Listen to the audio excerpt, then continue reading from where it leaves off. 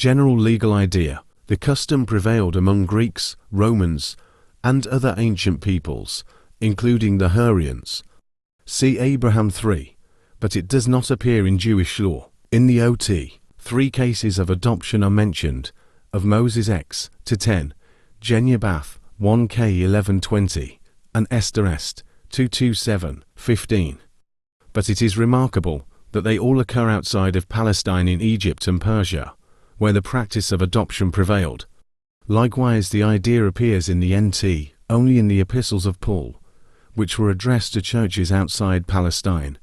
The motive and initiative of adoption always lay with the adoptive father, who thus supplied his lack of natural offspring and satisfied the claims of affection and religion, and the desire to exercise paternal authority or to perpetuate his family.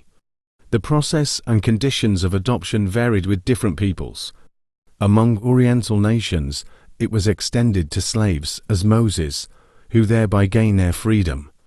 But in Greece and Rome it was, with rare exceptions, limited to citizens. Greek. In Greece a man might during his lifetime, or by will, to take effect after his death, adopt any male citizen into the privileges of his son, but with the invariable condition that the adopted son accepted the legal obligations and religious duties of a real son. Roman. In Rome the unique nature of paternal authority, patria potestas, by which a son was held in his father's power, almost as a slave was owned by his master, gave a peculiar character to the process of adoption. For the adoption of a person free from paternal authority, sui juris, the process and effect were practically the same in Rome as in Greece aggregatio. In a more specific sense, adoption proper adoptio was the process by which a person was transferred from his natural father's power into that of his adoptive father, and it consisted in a fictitious sale of the son, and his surrender by the natural to the adoptive father.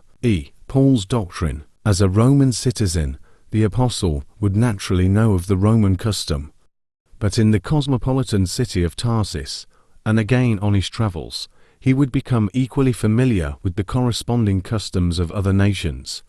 He employed the idea metaphorically much in their manner of Christ's parables, and, as in their case, there is danger of pressing the analogy too far in its details.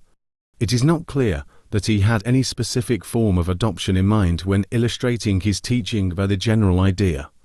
Under this figure he teaches that God, by the manifestation of his grace in Christ, brings men into the relation of sons to himself, and communicates to them the experience of sonship. Liberty. Galatians. In Galatians Paul emphasizes especially the liberty enjoyed by those who live by faith, in contrast to the bondage under which men are held who guide their lives by legal ceremonies and ordinances, as the Galatians were prone to do 5-1.